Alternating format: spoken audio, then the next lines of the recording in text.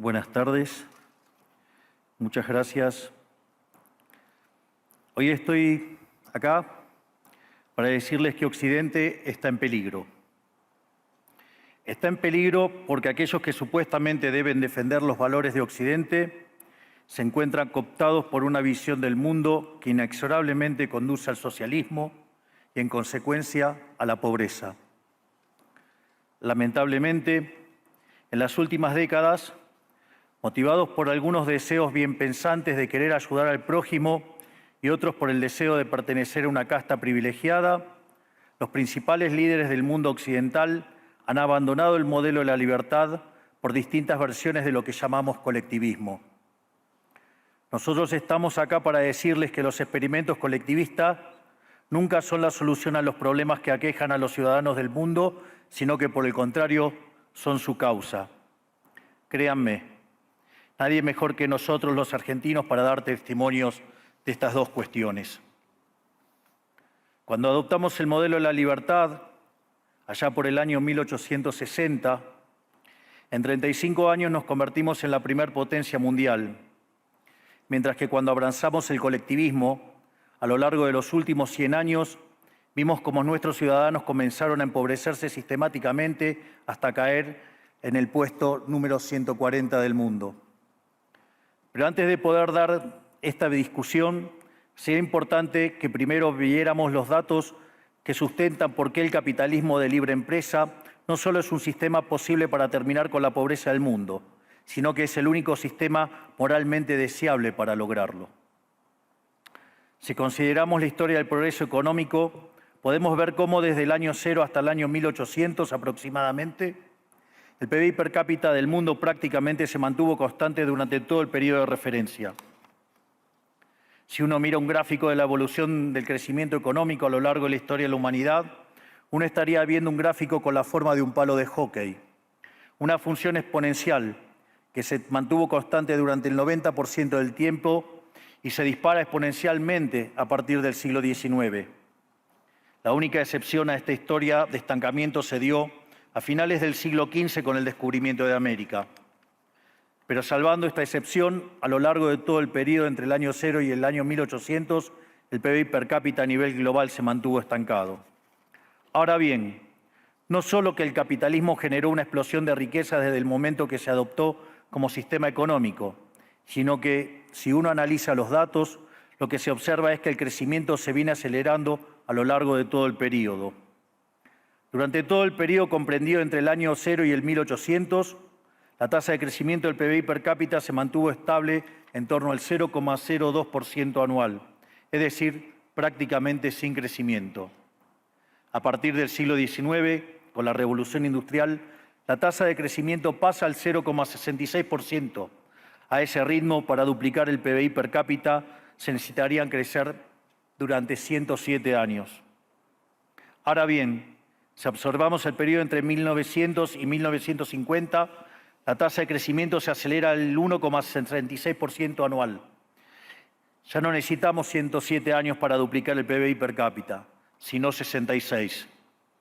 Y si tomamos el periodo comprendido entre 1950 y el año 2000, vemos que la tasa de crecimiento fue de 2,1% anual, lo que derivaría en que en solo 33 años podríamos duplicar el PBI per cápita del mundo. Esta tendencia, lejos de detenerse, se mantiene viva aún hoy. Si tomamos el periodo entre el año 2000 y el 2023, la tasa de crecimiento volvió a acelerar el 3% anual, lo que implica que podríamos duplicar nuestro PBI per cápita en el mundo en tan solo 23 años.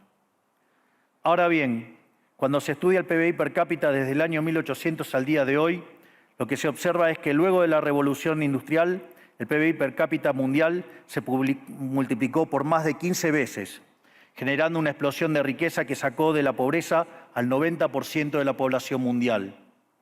No debemos olvidar nunca que para el año 1800, cerca del 95% de la población mundial vivía en la pobreza más extrema, mientras que ese número cayó al 5% para el año 2020, previo a la pandemia. La conclusión es obvia. Lejos de ser la causa de nuestros problemas, el capitalismo de libre empresa como sistema económico es la única herramienta que tenemos para terminar con el hambre, la pobreza y la indigencia a lo largo y a lo ancho de todo el planeta. La evidencia empírica es incuestionable. Por eso, como no cabe duda de que el capitalismo de libre mercado es superior en términos productivos, la doxa de izquierda ha atacado al capitalismo por sus cuestiones de moralidad, por ser, según ellos, dicen sus detractores, que es injusto. Dicen que el capitalismo es malo porque es individualista y que el colectivismo es bueno porque es altruista, con la ajena. Y en consecuencia bregan por la justicia social. Pero este concepto que en el primer mundo se ha puesto de moda en la última época, en mi país es una constante del discurso político desde hace más de 80 años. El problema es que la justicia social no es justa, sino que tampoco aporta al bienestar general. Muy por el contrario, es una idea intrínsecamente injusta, porque es violenta. Es injusta porque el Estado se financia a través de impuestos, y los impuestos se cobran de manera coactiva. ¿O acaso alguno de nosotros puede decir que paga los impuestos de manera voluntaria? Lo cual significa que el Estado se financia a través de la coacción y que a mayor carga impositiva, mayor es la coacción, menor es la libertad. Quienes promueven la justicia social parten de la idea de que el conjunto de la economía es una torta que se puede repartir de una manera distinta. Pero esa torta no está dada. Es riqueza que se va generando en lo que, por ejemplo, Israel Kirzler llama un proceso de descubrimiento de mercado. Si el bien o servicio que ofrece una empresa no es deseado, esa empresa quiebra a menos que se adecúe a lo que el mercado le está demandando. Si genera un producto de buena calidad a un buen precio atractivo, le va a ir bien y va a producir más. De modo que el mercado es un proceso de descubrimiento en el cual el capitalista encuentra sobre la marcha el rumbo correcto. Pero si el Estado castiga al capitalista por tener éxito y lo bloquea en este proceso de descubrimiento, destruye sus incentivos y las consecuencias de ello es que va a producir menos y la torta será más chica, generando perjuicio para el conjunto de la sociedad. El colectivismo, al inhibir estos procesos de descubrimiento y al dificultar la apropiación de lo descubierto, ata al emprendedor de las manos y le imposibilita producir mejores bienes y ofrecer mejores servicios a un mejor precio. ¿Cómo puede ser entonces que desde la academia, los organismos internacionales, la política y la teoría económica se demonice un sistema económico que no solo ha sacado de la pobreza más extrema al 90% de la población mundial y lo hace cada vez más rápido, sino que además es justo y moralmente superior? Gracias al capitalismo de libre empresa, hoy el mundo se encuentra en su mejor momento. No hubo nunca en toda la historia de la humanidad un momento de mayor prosperidad que el que vivimos hoy. El mundo de hoy es más libre, más rico, más pacífico y más próspero que en cualquier otro momento de nuestra historia. Esto es cierto para todos, pero en particular para aquellos países que son libres, donde respetan la libertad económica y los derechos de propiedad de los individuos. Porque aquellos países que son libres son 12 veces más ricos que los reprimidos. El decil más bajo de la distribución de los países libres vive mejor que el 90% de la población de los países reprimidos. Tiene 25 veces menos cantidad de pobres en el formato estándar y 50 veces menos en el formato extremo. Y por si eso fuera poco, los ciudadanos de los países libres viven un 25% más que los ciudadanos de los países reprimidos. Ahora bien, para entender qué venimos a defender es importante definir de a qué hablamos nosotros cuando hablamos de libertarismo. Para definirlo, retomo las palabras del máximo prócer de las ideas de la libertad de Argentina, el profesor Alberto Venegas Lynch, dijo que dice: el libertarismo es el respeto irrestricto del proyecto de vida del prójimo, basado en el principio de no agresión y en defensa del derecho a la vida, a la libertad y a la propiedad, cuyas instituciones fundamentales son la propiedad privada, los mercados libres de intervención estatal, la libre competencia, la división del trabajo y la cooperación social, donde solo se puede ser exitoso sirviendo al prójimo con bienes de mejor calidad a un mejor precio. Dicho de otro modo, el capitalista, el empresario exitoso, es un benefactor social que, lejos de apropiarse de la riqueza ajena, contribuye al bienestar general. En definitiva, un empresario exitoso es un héroe. Este es el modelo que nosotros estamos proponiendo para la Argentina del futuro. Un modelo basado en los principios fundamentales del libertarismo, la defensa de la vida, de la libertad y de la propiedad. Ahora bien, Si el capitalismo de libre empresa y la libertad económica han sido herramientas extraordinarias para terminar con la pobreza en el mundo, y nos encontramos hoy en el mejor momento de la historia de la humanidad, vale la pena preguntarse, ¿por qué digo entonces que Occidente está en peligro?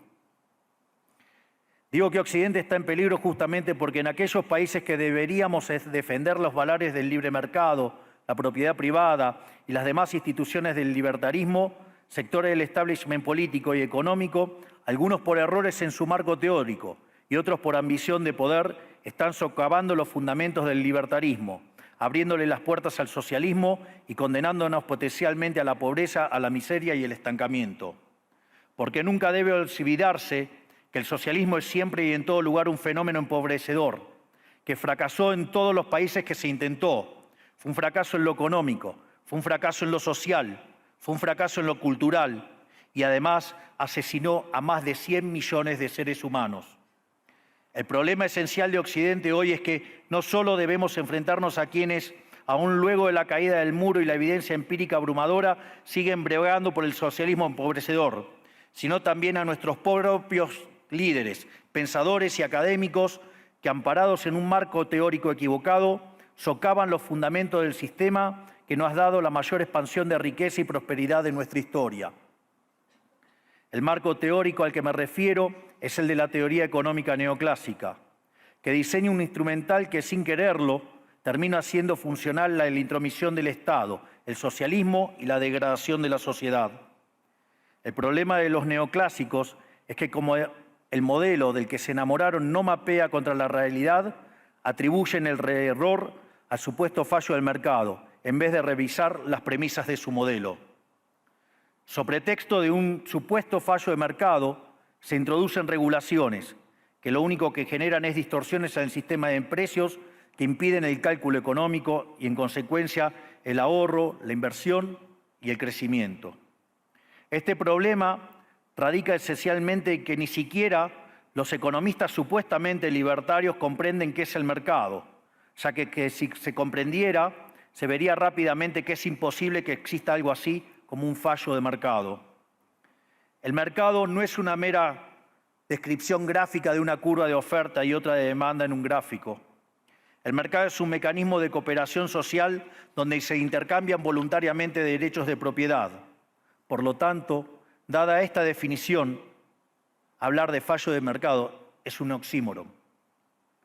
No existe el fallo de mercados. Si las transacciones son voluntarias, el único contexto en el que puede haber un fallo de mercado es si hay coacción. Y el único con la capacidad de coaccionar de manera generalizada es el Estado, que tiene el monopolio de la violencia.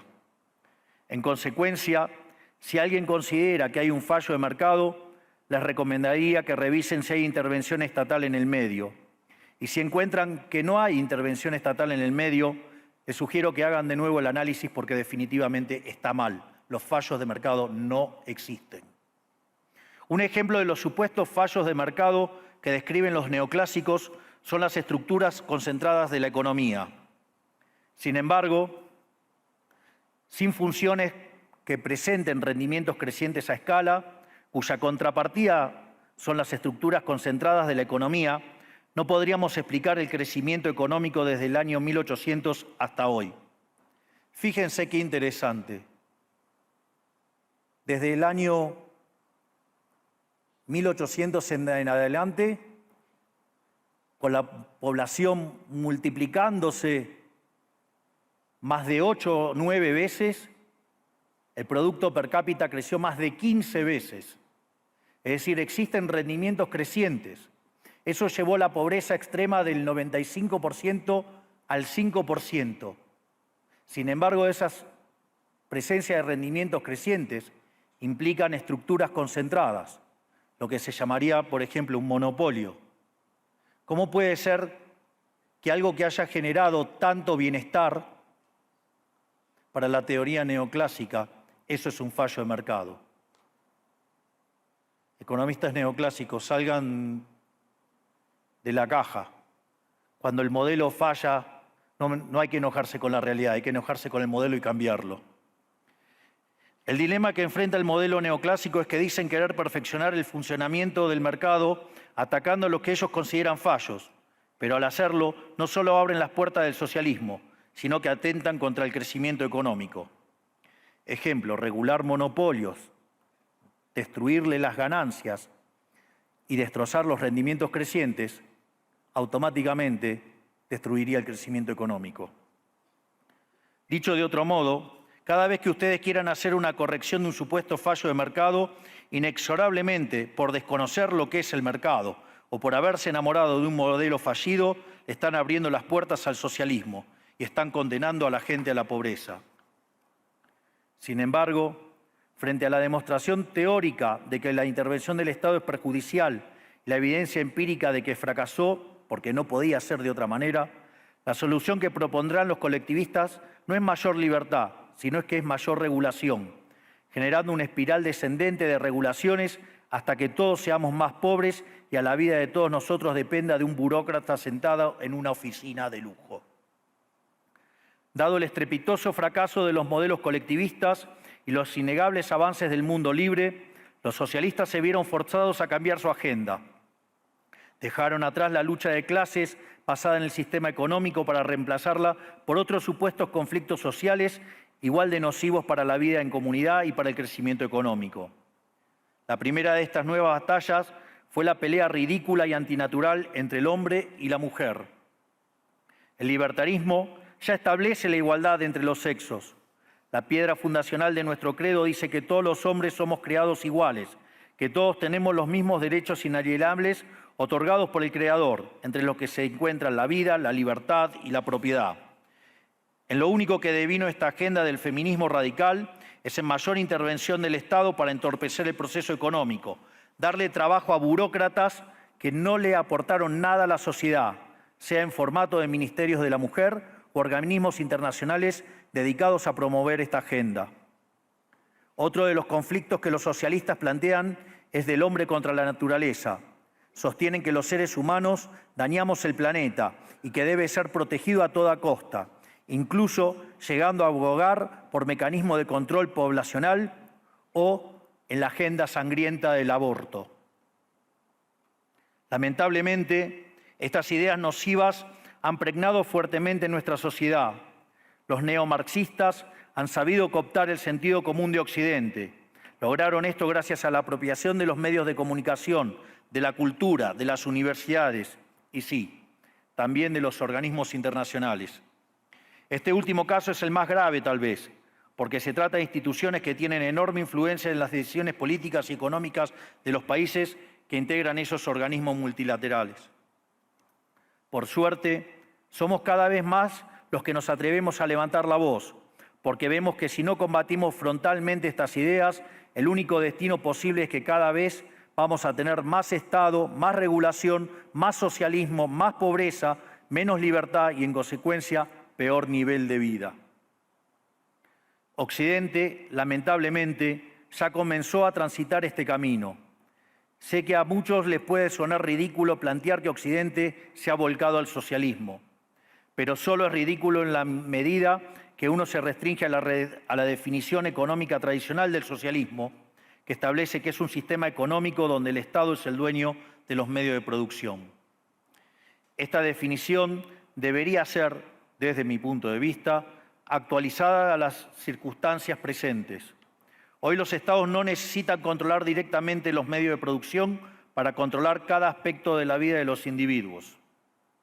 Con herramientas como la emisión monetaria, el endeudamiento, los subsidios, el control de la tasa de interés, los controles de precios y las regulaciones para corregir los supuestos fallos de mercado, pueden controlar los destinos de millones de seres humanos. Así es como llegamos al punto en el que, con distintos nombres o formas, buenas partes de las ofertas políticas generalmente aceptadas en la mayoría de los países de Occidente son variantes colectivistas. Ya sea que se declamen abiertamente comunistas, fascistas, nazis, socialistas, socialdemócratas, nacionalsocialistas, demócratas cristianos, keynesianos, neokeynesianos, progresistas, populistas, nacionalistas o globalistas. En el fondo, no hay diferencias sustantivas. Todos sostienen que el Estado debe dirigir todos los aspectos de la vida de los individuos. Todas definen un modelo contrario al que llevó a la humanidad al progreso más espectacular de su historia. Nosotros venimos hoy aquí a invitar a los demás países de Occidente a que retomemos el camino de la prosperidad. La libertad económica, el gobierno limitado y el respeto irrestricto de la propiedad privada son elementos esenciales para el crecimiento económico. Este fenómeno de empobrecimiento que produce el colectivismo no es una fantasía, ni tampoco fatalismo. Es una realidad que los argentinos conocemos muy bien desde hace por lo menos 100 años. Porque ya lo vivimos, ya pasamos por esto, porque como dije antes, desde que decidimos abandonar el modelo de la libertad que nos había hecho ricos, estamos atrapados en una espiral descendente en donde cada día somos más pobres. Esto es, ya lo vivimos nosotros y estamos acá para alertarlos acerca de lo que puede pasar si los países de Occidente, que se hicieron ricos con el modelo de la libertad, continúan por este camino de servidumbre. El caso argentino es la demostración empírica de que no importa cuán rico seas, cuántos recursos naturales tengas, no importa cuán capacitada esté la población, ni cuán educada sea, ni cuántos lingotes de oro haya en las arcas del Banco Central. Si se adoptan medidas que entorpecen el libre funcionamiento de los mercados, la libre competencia, los sistemas de precios libres, si se entorpece el comercio, si se atenta contra la propiedad privada, el único destino posible es la pobreza. Por lo tanto, para finalizar, quiero darles un mensaje a todos los empresarios aquí presentes y a los que no están, pero nos están siguiendo desde todas partes del planeta. No se dejen amedrentar ni por la casta política ni por los parásitos que viven del Estado. No se entreguen a una clase política que lo único que quiere es perpetuarse en el poder y mantener sus privilegios. Ustedes son benefactores sociales, ustedes son héroes, ustedes son los creadores del periodo de prosperidad más extraordinario que jamás hayamos vivido. Que nadie les diga que su ambición es inmoral. Si ustedes ganan dinero es porque ofrecen un mejor producto a un mejor precio, contribuyendo de esa manera al bienestar general. No cedan al avance del Estado. El Estado no es la solución. El Estado es el problema mismo. Ustedes son los verdaderos protagonistas de esta historia y sepan que a partir de hoy cuentan con Argentina como un aliado incondicional. Muchísimas gracias y ¡viva la libertad, carajo!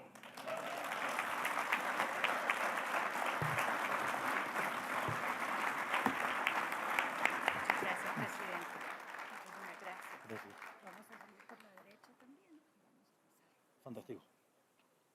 Gracias.